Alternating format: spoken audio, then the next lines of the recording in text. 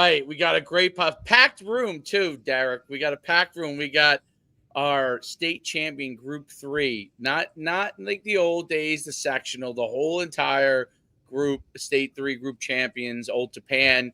I have Coach Dunn on right below me, head coach, and I have Joe Klaus over below, and to my right, might be your left. I don't know what it looks like from that standpoint.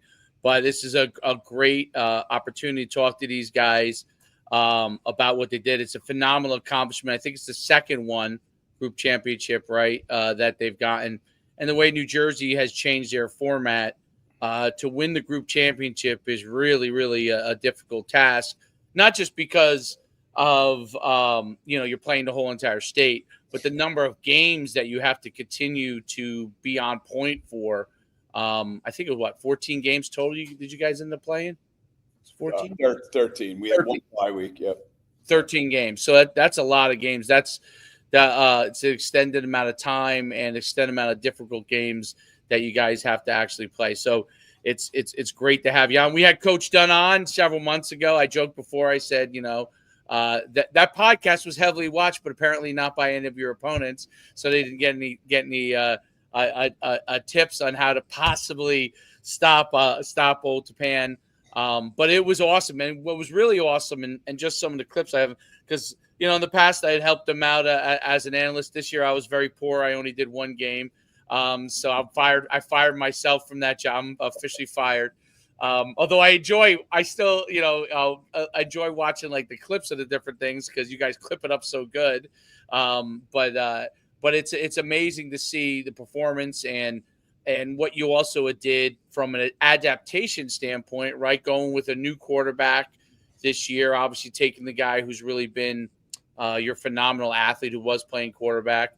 And I forgot, before I asked my first question, I had forgotten that he was the guy that came in the second half on your last group state championship.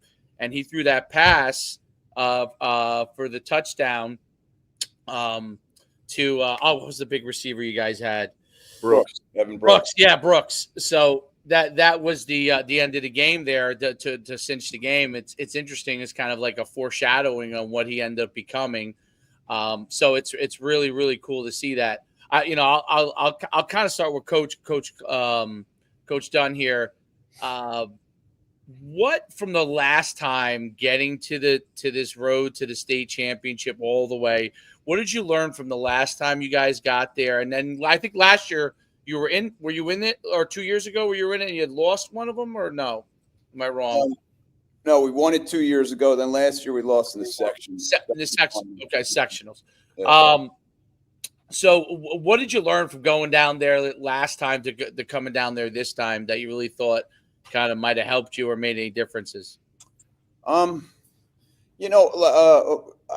would tell you this, just game to game and whatever it was. I don't know if it's necessarily year to year, but game to game, week to week, we learn a lot just about the kids you have, and every group's different, and how they manage things. And the one thing I mentioned to the kids, like this is just a note about coaching kids. Every coaches always say, like, when you're successful, people ask you, and all the things you do well or whatever. I know the things that we do poorly and the things that we have to get better at, more so. And I remember being in the game the last time, and we came in at halftime 2 years ago at Rutgers, and we came in at halftime. We were up 14-7, and there's like, they're teenage kids. They're sitting in the locker, and I'm seeing like kids with like blank stares on their faces, like big name kids that you've heard of, like whatever, and kids that you're counting on, like primetime kids, and they're like zoned out, like not really. And you think like all the coaching you do, how many years, and you've seen everything and prepare for everything and know what's going to happen. No kids. And that's happened to me like a couple times. That was one of those times like that happened where it's like one of these huge events, games, and you don't think you have to motivate kids that hard to focus, to play, whatever. And you realize real quick, they're kids. There's a lot of stuff going on, and you got to be on top of it. And these are your best kids, and they're like on another planet at halftime of a game you're winning and playing fairly decently.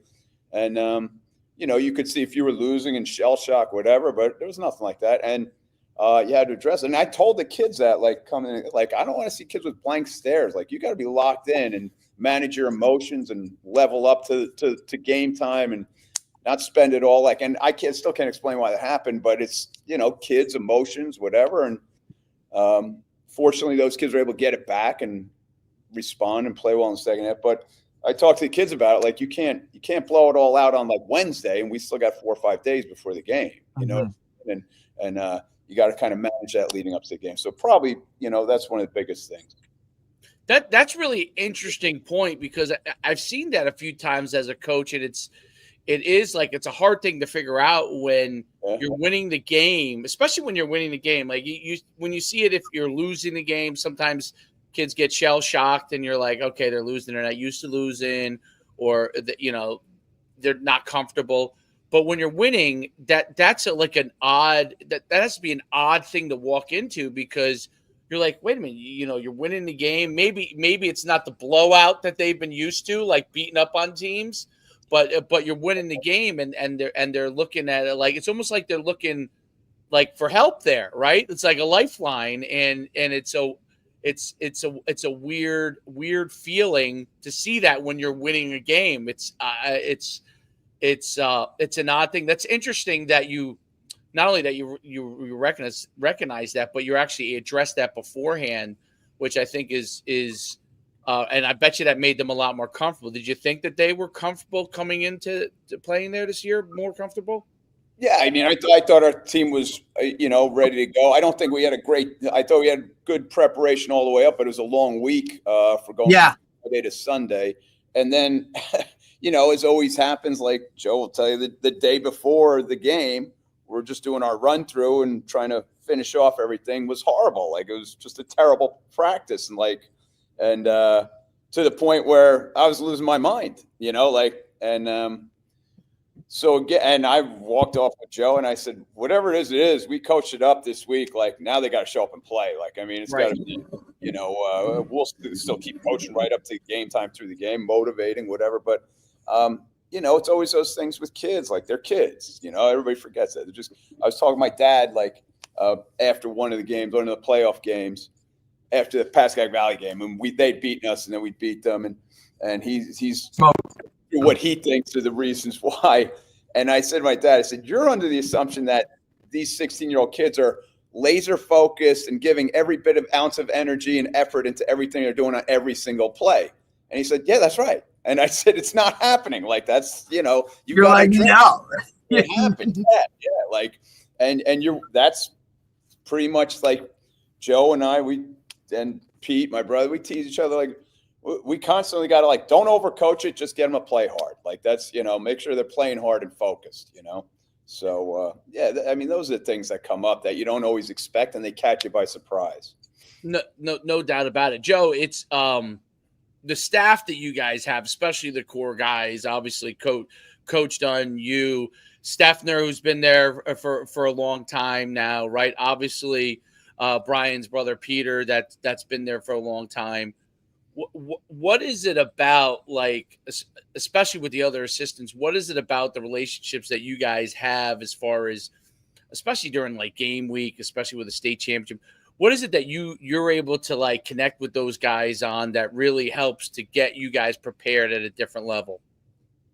Well, I think it's a testament to Brian, first off. He lets his assistant coaches coach, you know what I mean? And he gives you the jobs that you have to do and you got to get done, and he expects you to get it done. And once you get it done, then he trusts you and to do your job. And we have guys on the staff now. I mean, I think I've been here 12 years, 13 years, and there's guys that were here longer than I have been here. Brendan O'Neill, right, Dunn, those guys have been here for a long, long time and worked together with Brian and us. And to be honest with you, it's just a lot of guys that we know each other. We know our strengths and weaknesses, and it's just we can get on each other pretty good when you're not doing the job, and get on each other. Harsh criticism is what we always talk about. But I mean, as far as working with this staff, everyone has a job to do, and they do their job to 100%. And Brian kind of gives us the freedom to do that. He's not a micromanager type guy or a guy that's all over you. He gives you an assignment to do, and you get it done. And for years now, that's what we've been doing, and so it's been working. And it's always good to go to work with a bunch of guys you like working with. We could ball bust with the best of them, and and fun, you know. Yeah, and Coach, I think that's something that you're not seeing a lot of nowadays either, right? Is the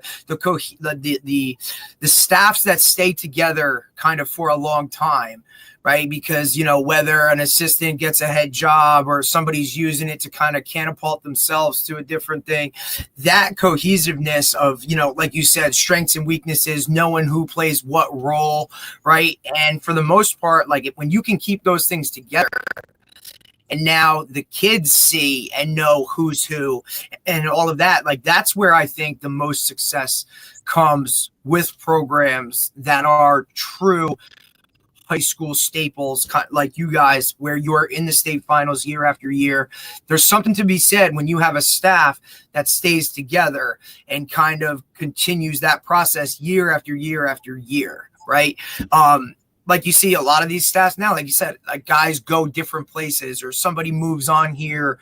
And I don't know if people really understand, especially at the high school level, where a lot of coaches wear numerous hats, not just, oh, he's an offensive coordinator, he's this, just things on like just and game day operations are an entire different, you know, thing to it.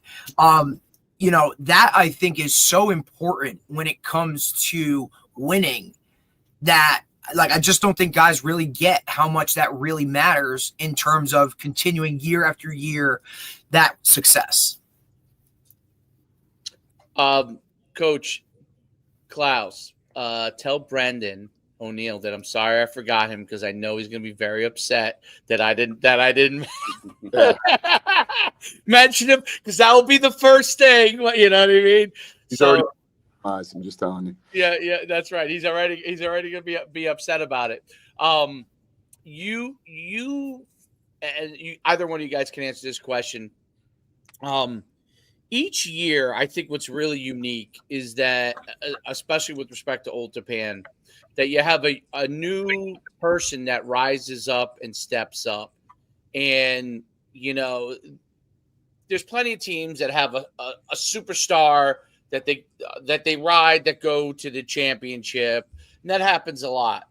But what you guys seem to have is you have one or multiple guys that each year a new guy or guys replace a role of somebody else and step right into that role pretty seamlessly. And either one of you can answer that. But is that something that you guys foster, you know, as far as from a program standpoint, to make sure you have those guys prepared along the way, so when it is their chance, they are able to step into that role? Talk a little bit about that.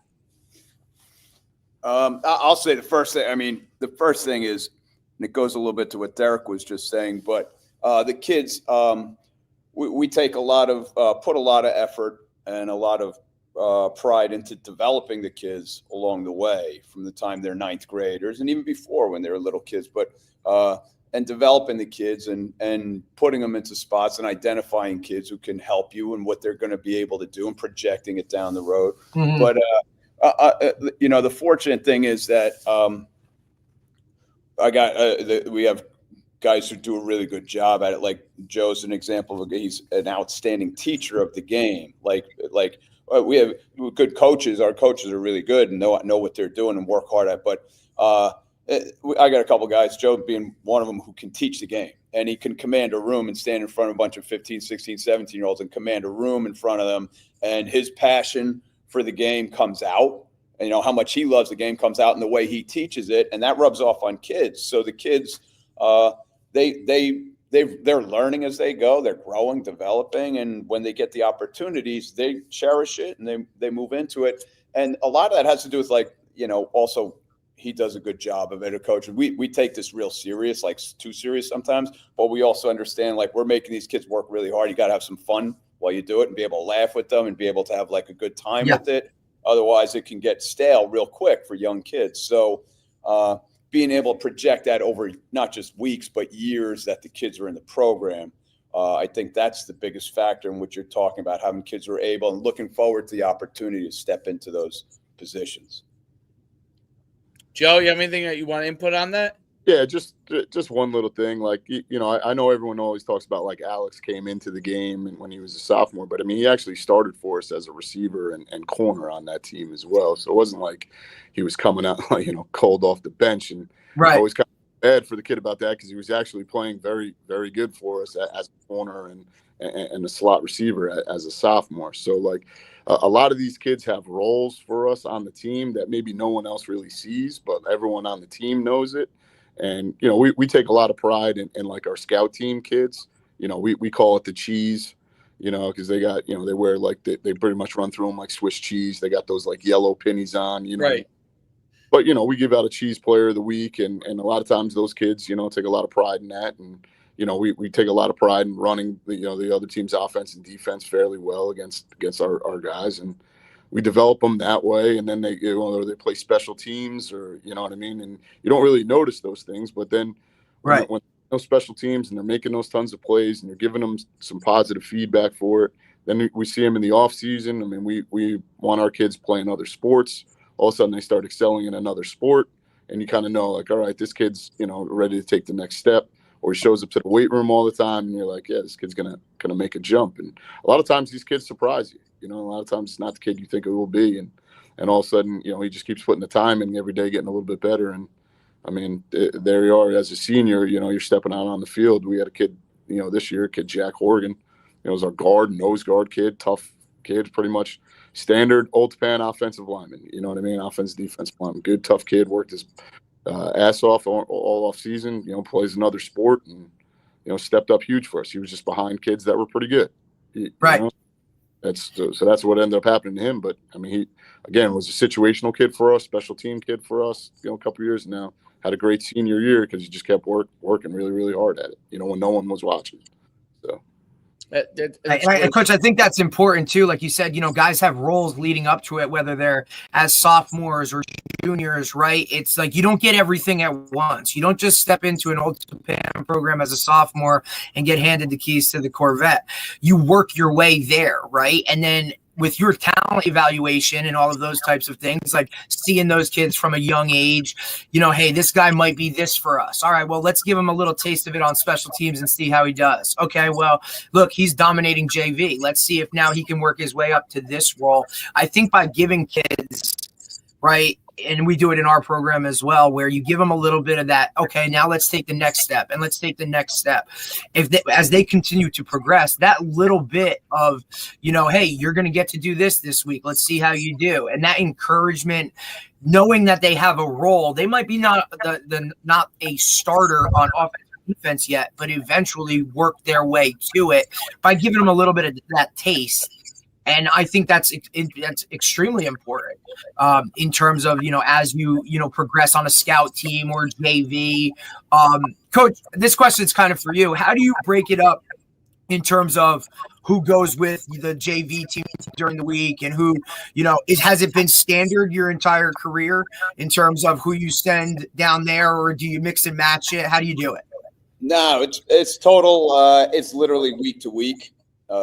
You know, there's nothing standard about it.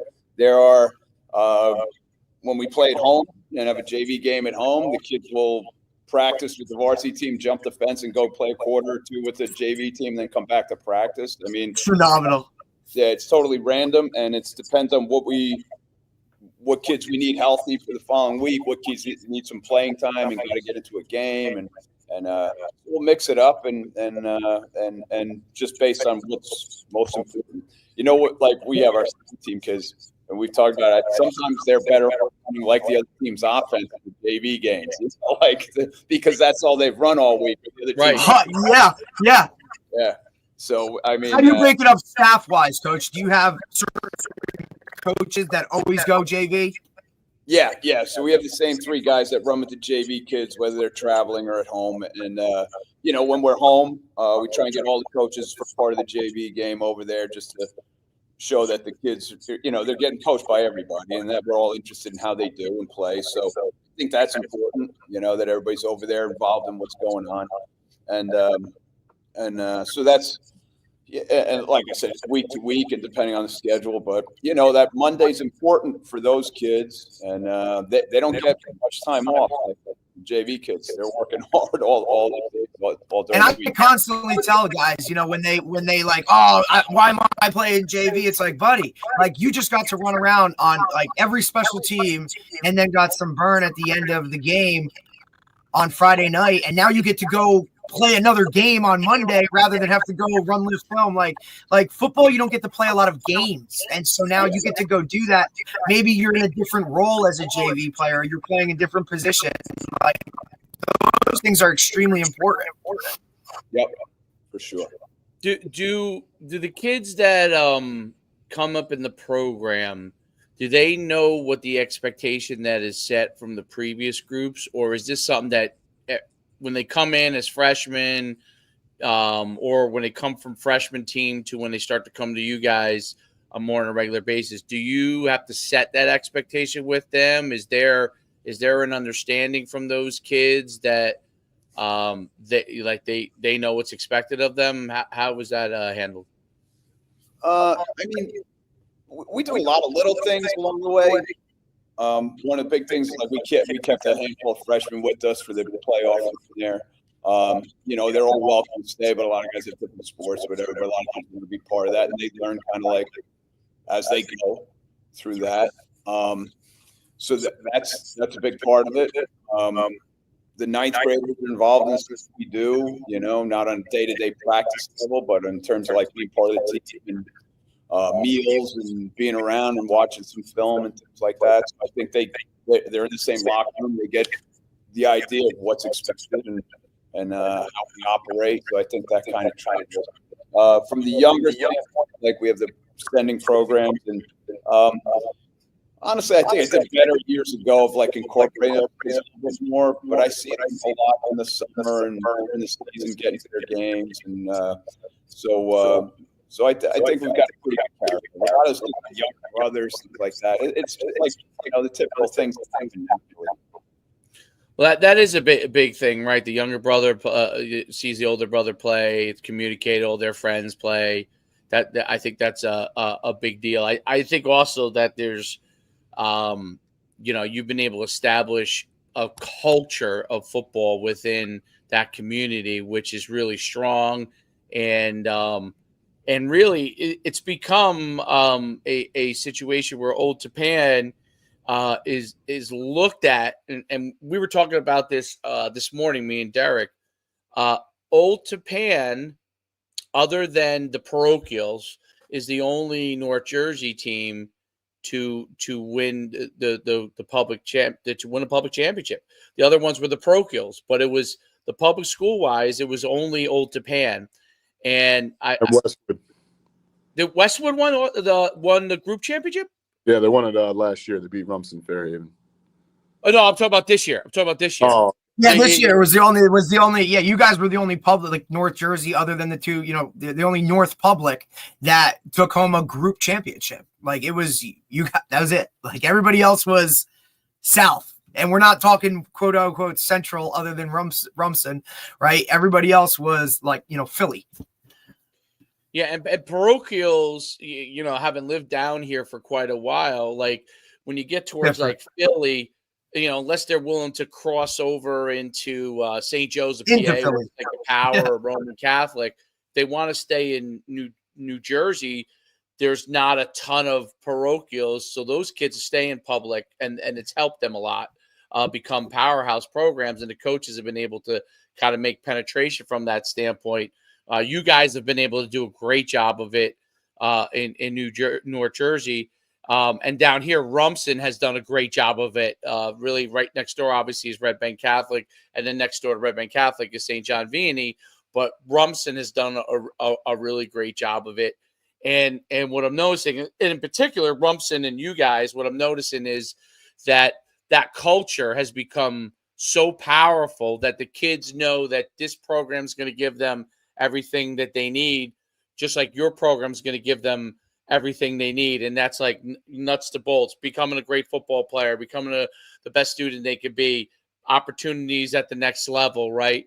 And all those things are becoming, it's not even something that has to be said. It's really an unsaid thing that people understand from that standpoint.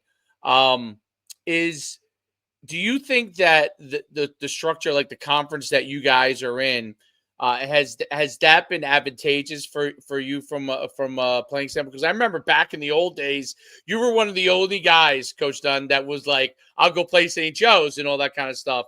Do you think that now where the culture is that you guys are staying, playing, Ramapo's, all the strong public schools in North Jersey, that's helped to be able to build more of the culture that you guys have within the program? Being in the super conference, they do a really good job of structuring the schedule and making you play who you should be playing. I think they're Right. pretty good at that. And not everybody's going to be happy. It's 140 teams Right. in the conference, whatever. There's always going to be Right. It's the largest conference in the state, for God's sake. Yeah. But I think overall they do a great job at putting people against who they've been. Now, within that, in the last, 8 years or whatever, how long it's been along, we had a schedule one year we were playing nobody from Bergen County and like Morris County, Sussex County teams, whatever. And then, but all interesting, different teams that we hadn't played. And then in the last couple of years, we've been back to playing like the teams that traditional rivals and also powers, like all the best teams from our geographic. Yeah, your area. Northern Highlands and whatnot. Yeah, Highlands, Ramapo, PV, Riverdale, and then we had West Essex added in, which is a great matchup for us too. So that's a great matchup for you guys. Yeah, it was a good opening game for us. So schedule wise, it's been, but it changes, depending on where they put you, and also our group sizes change. We were 4, we've been pretty much solid 3 last bunch of years. All I care about with the schedule is they put us against. We want to play the best teams up here. They want to give us like a West Essex or something like that. That's exciting too. So I don't really have any real. I often don't have many preferences as long as we're playing like the same core, real good teams and get them on the schedule. But years ago, I didn't mind when we were, we had an opportunity. It's different now. You play in St. Joe's or, Oh yeah.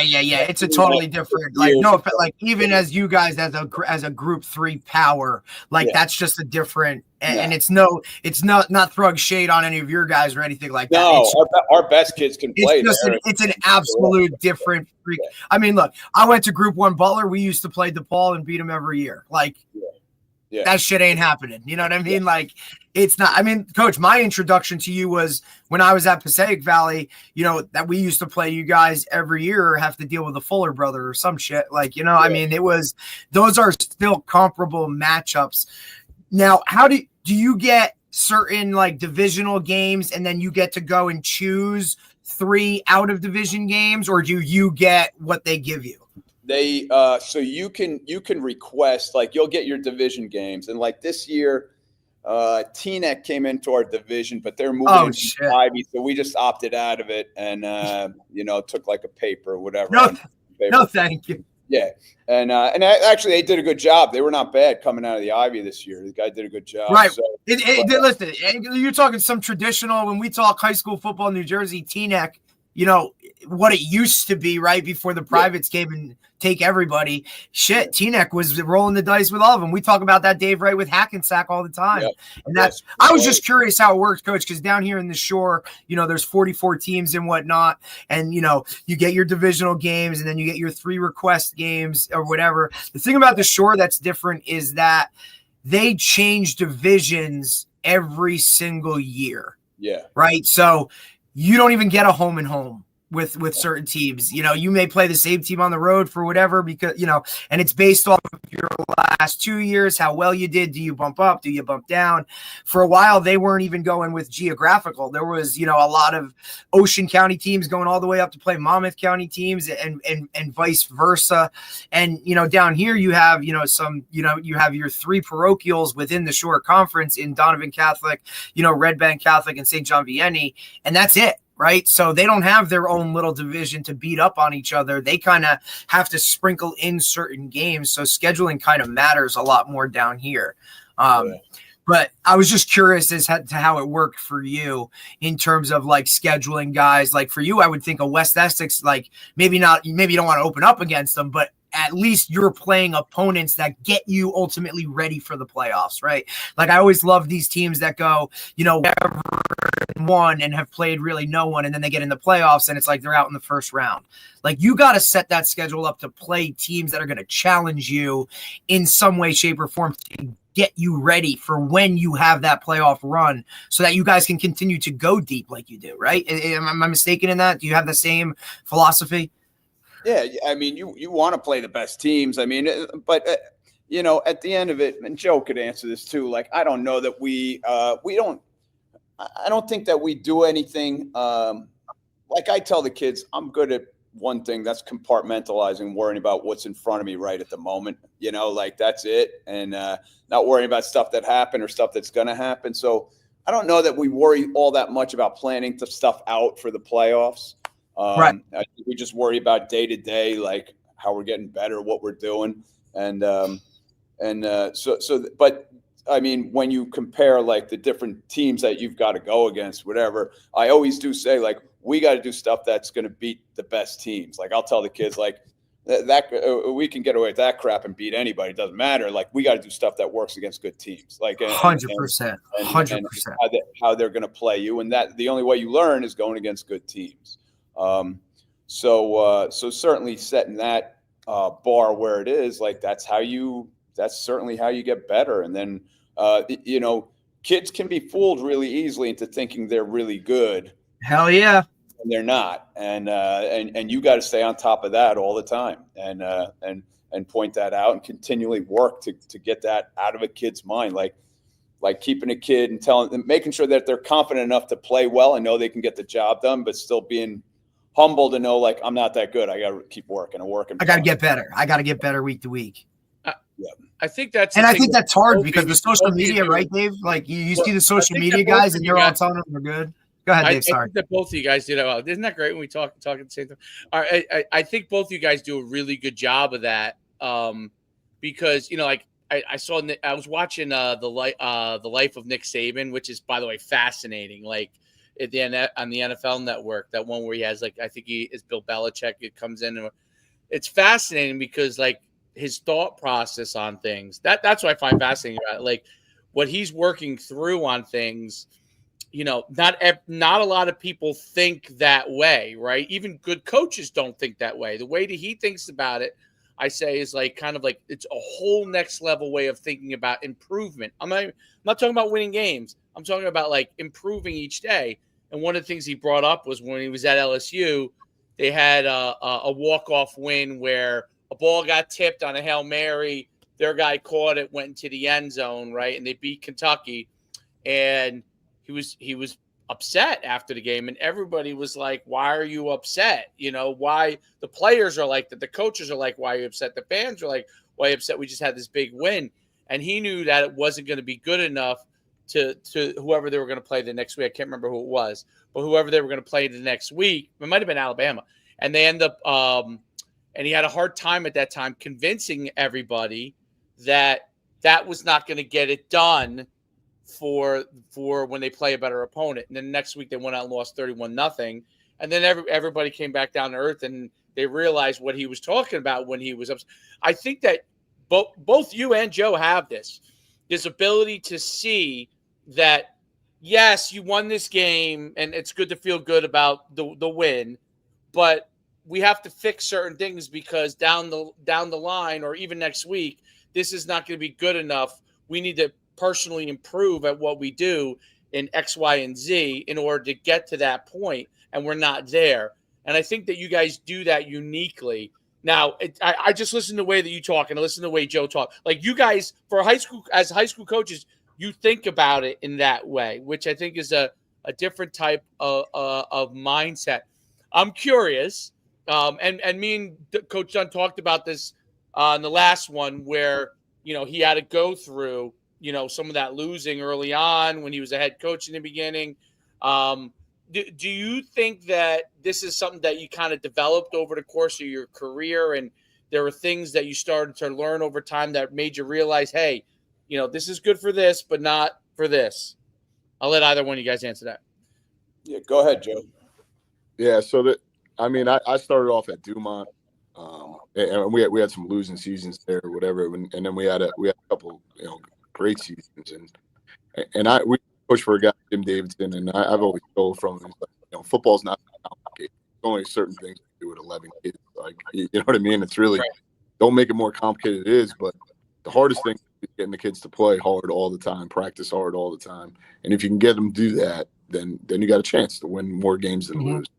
And I always just took that like to heart, and then I went to Riverdale with DJ, and then now same thing with Brian, and we're all just kind of like-minded people. Like, we don't really care. Yeah, we want to win games, but we also want to do it the right way. I mean, we want our kids to play hard and play with highest effort possible. And I mean, that's pretty much what we stress the whole time. And we know what looks good and what doesn't look good. And we know where a kid might not be as talented as what we think, but he's practicing hard. And you're like, all right, like, he'll go out and play hard, so we'll have a chance. Even though you might be outmatched athletically in some spots, you just know that this kid's buying in and he's practicing really, really hard, and he's getting a lot better, like, week in and week out. And so you can go to battle with those guys and try to do good things. And I mean, it's kind of the hardest thing in high school, because you just have to keep the kids focused on the task at hand, and to do that every single day.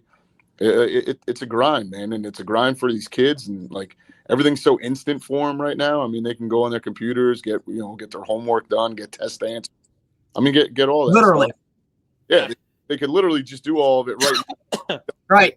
But like this is hard. Like, you got to go out there practicing for 2 hours and put your face in the fan, and then you got to go do it the next day. Like, yeah. I mean, I give our kids a lot of credit with that, And especially now with adding those couple extra games at the end of the year, when they're looking on social media and these guys are sending out like, oh, this is a highlight tape for this, my season's over, right? And they're still grinding day in and day out, whereas a lot of the guys around them and all that stuff that they're seeing, they're doing something else, right? I mean, and I tell guys all the time, like, football's not for everyone, man. Like, you're practicing way more than you're playing. You're sacrificing a lot more, right? It's not like or baseball or lacrosse where you're playing games over games over games. Like, you're grinding out practices way more than you're playing in games. And that's not, sometimes always fun, but I think, like, it's up to us as the coaches to kind of keep them as engaged as possible. And then ultimately, like, we can talk out of our face to these kids every day about, motivation and this and that and this. When they hear it from another peer, right, or someone that's literally going through them or going through it with them as, AKA a teammate or something of that nature, I think that's what takes them to that next level. Would you agree with that, class? Yeah, I thought actually B. Dunn said it great this year in like one of our early meetings, and like with the kids, like, he's like, guys, our best teams are always player driven. They're not coach driven. If it's coach driven, it's going to be hard work all the time. Like, once it's player driven, I mean, we had some great leaders on the team this year that were seniors, some of them that were underclassmen as well. Like, really took control of the team and wouldn't allow you to practice bad or do any of that stuff or get on. Right. So it was really player driven. And I was thinking about back start reflecting at the end of the year. And I just remember B. Dunn right in the beginning of the year was just really talking to the kids about like it can't be coach driven team. Like, it has to be player driven, and you guys got to take it, and it's your team and go take it, And I thought our kids responded and did a pretty good job with it. Yeah, I think that player driven pivotal. That's the next level, right? For you can get to a certain point when it's coach driven, because you feel like you're willing them to get to that point. But when it becomes player driven, you're no longer willing. You don't have to will them to get there. You're actually can focus on all the things that you really have to focus on beyond motivation, right? Beyond the motivation, because obviously kids still have to be motivated. You still have to do that at times, but you could start to work on things that help them get better. And I think that is where programs, having talked to so many coaches now, and I'm sure Derek would agree, that's kind of one of the theme things where you're able to get the players to understand they're the leaders, and it's almost like with really good teams, it's unspoken, right? They're just doing it, right? They're just making sure guys are, and that's when man, we could really, really, really go far because these players are holding each other accountable on a regular basis without any of us even saying anything. And I think that that's a unique thing. And I think that that's what you guys been able to do, which is amazing. I also talk about a little bit the fact, you mentioned multi-sports, right? And both you guys coach multiple sports in the school. Coach Dunn obviously is the head girls basketball coach. Has coached other sports obviously in the past as well.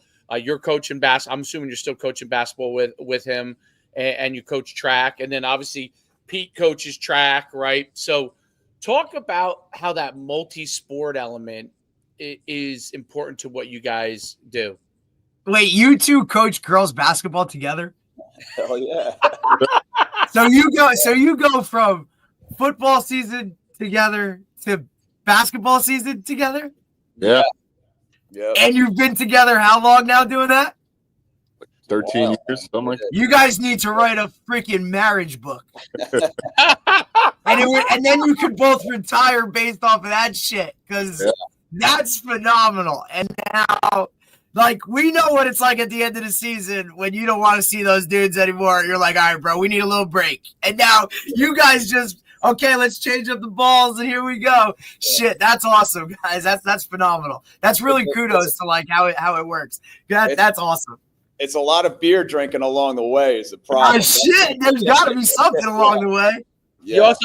Derek, you also has to consistently bribe Joe. That's important. That's an important. That's whatever works, dude. All right, bribery is an important element for Joe. Just knowing Joe, that's like even if you want to get him on the phone, like you want to get him on the phone to have a conversation, just got to be a little bribery in there in order to get that going. That helps the relationship be even better. Yeah, food and beverage, man. Easy. Food and beverage. That's it. That's the key to everybody's heart, brother. We'll work with that. That's phenomenal, though, because like the football sideline is very much different. Like, and then you get into a gym setting where, look, those echoes, everybody hears a lot more than they do in a football game, you know. But that's amazing. That's phenomenal. Well, the best part is then football's never far from our minds either. Like, of course. And by the way, Joe said it. Like, we have guys that we enjoy being around. Outside of like football, like we'll hang and socialize together and do stuff together. Right, families and whatnot. Yeah, so it's not, it's something I look forward to coming into work. It's just the back and forth, and we can be totally blunt and honest with each other about what it is, about what you're wearing today. Like where'd you get dressed today? Like whatever it is, it doesn't matter. So it's a good part that we have about our job. That's by the way, that is also another unique thing. The ability for coaches to be able to not just obviously have a good time with each other, but be able to tease each other and get along with, and be able to know that it's okay. Like I mean, listen, I've been in a locker room talk, right? Like what I mean? Like you've been on staff that take offense. Like I feel like there are some guys. You've been on staffs where you're like walking on eggshells. Like you know what I mean? Like you're tiptoeing around. Like. Yeah, and I like Dave and I got to work with, you know what I mean? Like I don't have a filter, like it's just what I am. It's how it is. It's like, I think went home crying. So like literally like, I mean, and Derek's been there with me. Like, I'm like, oh my God, is this guy going to quit tomorrow? We're like, are we getting an email from an admin in the morning? Like, we're not worried about the kids. We're worried about the coaches. Like, I got mad because you weren't prepared for defensive practice. Like, they lined up at something that we saw in film, and you lined and we're not like we don't know like lined up in a way that made no sense, and then you're upset because I'm upset with you. Yeah, like isn't that your job as the coach to be prepared? Yeah. So, but yes, I mean that I think is a unique thing. You guys have unique. Actually, it's sad that it's unique in a sense that very much.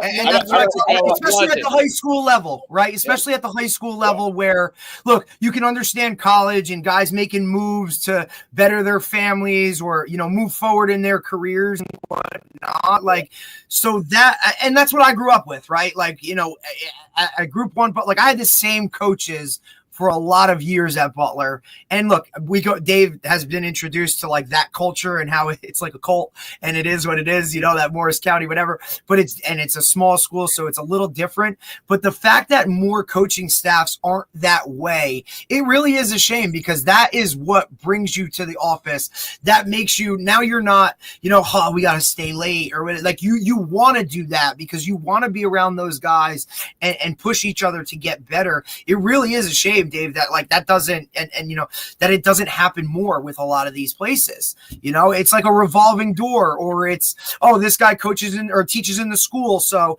he can come coach this for you. Like, there's gotta be more to it than that. It's too much of a grind. It's a cultural thing more. It's right. And those staffs are uncomfortable. Hold on, I would like to get their opinion on this. It's cultural in the sense that if you're in the schools, okay, there's a certain expectation that administrations have for their teachers and how they have to act and all that kind of stuff.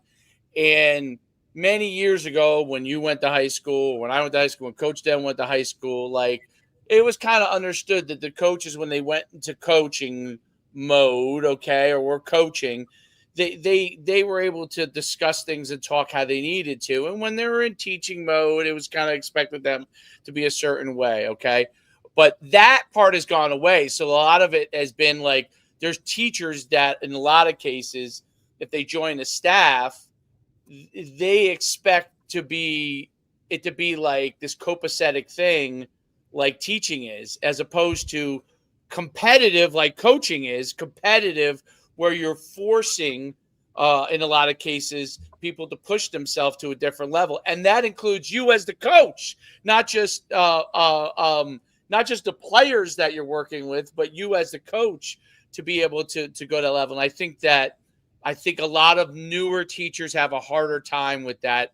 I don't even know if you guys even experience or see any of that in your kind of world, but that's kind of some of the things that I've seen. I think generational is part of the issue. It's just, even in dealing with the kids, whatever, other adults, people aren't used to being called out in front of other people. And that's the one thing we do, like whether it's coaches or players, like, we're going to call you out. We might be teasing you a little bit, but there's always a little truth behind it. Right. Like, yeah. That's what it is. And you can handle it.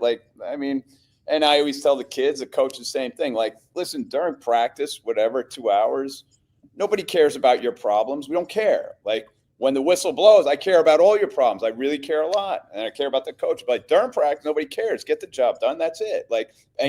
I think it's the only time kids hear that. Like, they're used to their whole lives, or coaches even now, like younger coaches, like the world stops when they have a problem and we all got to sit there and figure it out before everybody moves on. Like, that's right. The way everybody's been raised. And, like in our world, like right before a couple days before the last game, my brother started lighting up Joe and saying, like, you're doing a crap job on Cheese D. Like, you're not bringing the house. They run all these stunts and you haven't run one of them. So he goes, that's it, MFer. We're coming after you then in practice today. And he's just unloading like everything going. So, I think the unique thing that's hard that you need to have on a staff is like, we're not feeding your ego. Like, we're here to expose your weaknesses. You know what I mean? And figure out how to get better. And we can do it with a sense of humor, or we can do it just like nasty. But like, when you get to know guys, you do it with a little sense of humor and of course. About what has to get better. And that's what we're all there for, getting better and finding the weaknesses, exposing them, and improving. No doubt about it. All right. This is my last question before I don't want to hold up too much of your time for you guys, although I'm sure you're excited to get back to AI Day. AI Day. You guys, yes. One day you might be coaching with a robot. So I don't know, you got to learn it. You're going to have to program it. And then one day you're going to have to feed that thing's ego. Yeah. Yes. Yeah, that's true. Yeah. You probably will. Sure. I don't know if it'll drink beer, but shoot, one day it probably will. So, yeah. But, yeah. So as far as like where you kind of see how you continue to improve the program, because I think that the toughest part has to be is like, everybody in your world is used to you guys winning championships. So Like you guys are like the Alabama Group 3, you know what I mean? Or what Alabama We're definitely getting everybody's best shot every year, you know. And if you don't look at Old Tappan and expect, you know, the expectation is a group championship, right? It's not even, you know, a sectional championship. You know, this is the expectation. You've done it now for a lot of years. This is kind of what it is. Like, how do you continue to, I guess what Dave, you're trying to like ask, how do you keep everybody hungry, right? Well, no, I'll ask my question, but my question is Okay. that how do you take, like, so you get the expectations, the players have those expectations, the everyone in the community has those expectations, and then you go and you have to then go each year and be able to rebuild a new team or enhance a new team, and they think they're going to win a championship. So how each year do you manage getting those guys to continue to understand what the standard is, but yet not put pressure on themselves to get to that standard? Because I think that's always the hardest thing for kids from a performance standpoint is, oh, you know, my brother won a state championship here. Now I'm expected to win a state championship, and if I don't do that, I'm a failure, right? How do you maintain that standard, but have them also understand that, like, it's about your development, and it's not a pressure that you have to win it, but we know where we got to go from there. I think, and Joe could talk to this too, but the biggest thing is we're not starting from scratch. Like that's the easiest part of the job, is like we're not starting from scratch. We're building from a strong foundation that's been there. And so you're adding bricks on top of that. The pressure of like the expectations, whatever, that's just self-imposed for us. Right. Like, you know, it's like whatever. And I think like we said, we're kind of like-minded. Like I don't give it much thought about like winning a playoff game or a championship. Like we understand like that's a goal, but it's really not spoken about. It's more about like the day-to-day get better. And I think the biggest thing is our kids understand that, like you mentioned, kids want to do this. They expect their brother one, whatever. Our kids know that, like, we're in there in the weight room. Joe's in there at 6 o'clock, 4 days a week with them starting January 1st. Like, and there's going to be a lot of hours spent where you're downtime talking, whatever. You're not in pads. You're not doing this. Like, you're putting a lot of time in. And they realize you really care about them other than what they do in football. I mean, you know, the football stuff is what we're ultimately working for, but it's really just a process to try and develop a lot of other skills. And if that's not really what you're about, then coaching high school football is hard. You know what I mean? Like that becomes a chore that you don't really enjoy. So we enjoy being around the kids and watching them grow, develop, and you walk into kids like, oh my God, this kid's shooting up. You see him growing before your eyes. And that's all part of it. And the football just comes as part of that progression, if that makes sense. I don't know if it does, but you know, putting all that stuff kind of in its place and prioritizing what's important now and what you're working on in the moment. Joe?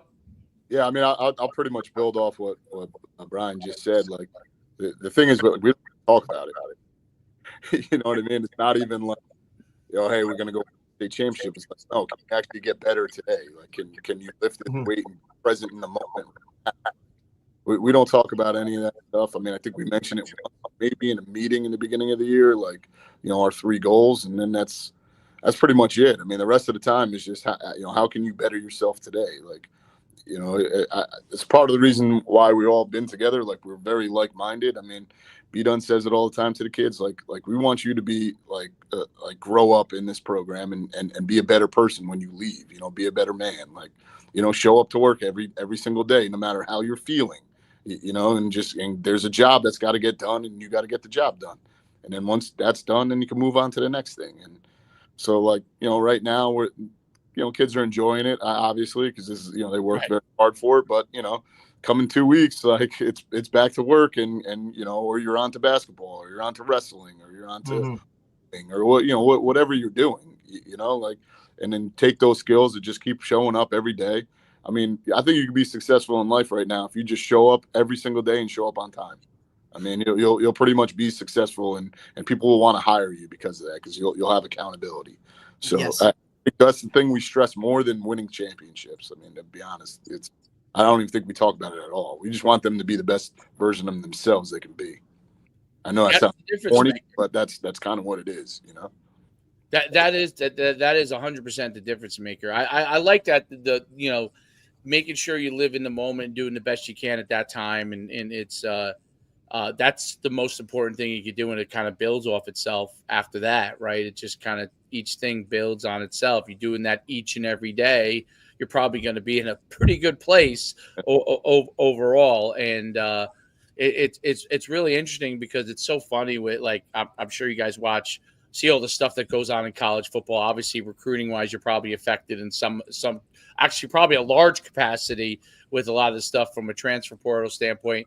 And you see how much money's flowing. You see Larry Ellison from Oracle decides he's going to give everybody from Michigan $150,000 to come, on the team to combat what Ohio State has done, plus steal the player that's going to LSU back to them, and that kind of arms race. When it comes right down to it, my favorite is how good West Point, has done this year and winning a championship, when those guys obviously have a higher purpose, right? And that those guys are potentially going to go off to war, and they understand that it's not just about, what they're getting as a player.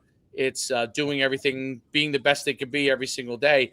And I think what's the greatest thing about it is you see a group of guys that probably are not quite as athletic or quite as big as the teams they're playing, but they're close enough. And the fact that they're playing for a different purpose puts them over the top from a standpoint of performance wise. And I think, you guys kind of have that approach in what you guys are doing. Any kind of final last words before we let you go and enjoy AI Day? Nah, man, I'm just happy to be on. And like I said, I mean, whatever. It's just fortunate to be around, and coaches, for all coaches, guys who listen to this. Like I said this, I still say it, like, there's not that many young coaches that I come across out there, but for all coaches, you're never that far from where you want to be. I always say that, like, because when I was younger and you're always trying to get to the mountaintop, whatever, and you think it's so far, and all of a sudden you're like, it wasn't that big of a jump, but it's like a mental barrier. You know what I mean? And like, and once you can clear it, like, and you understand and you learn yourself along the way, like, and same thing. Once you're really good, you're never far from being bad again, too. Like, things can go against you. And like 3 years ago, Joe and I are people screaming and cursing us out at the end of games about how terrible we were. We're not that far removed from that. You know what I mean? So it's not an easy gig that we're doing, but like, you just got to stay the course and have your own mindset of what works and what's your personality, and get around like-minded people and kids that'll work hard. It's a great job then. All right. Well, hey, thanks so much for coming on. Look how frozen I am. At least my face isn't some weird face I'm making when I'm frozen here, But well, I your can't hair thank looks you. good, so you're good. At least the faux hawks, not bad. And next time we'll just have a podcast where we just let Joe bust on people, and then we'll go. We'll build on it from there. You know what I mean? And we'll go through. But you guys, listen, you guys are the best. What you do with the kids are amazing at Old Tappan. It's I admire it. I know most of the New Jersey football coaches admire what you guys are doing, and there's a ton to learn from what you guys are doing at Old Tappan. So I can't thank you enough for coming on. Thanks, Dave. Appreciate it. And we still suck. Thanks, fellas. Enjoy your day. Appreciate you taking the time. We got good tunes on in the background, so appreciate you guys. Good seeing you. Take care, Coach. Have a good off season. We'll talk soon.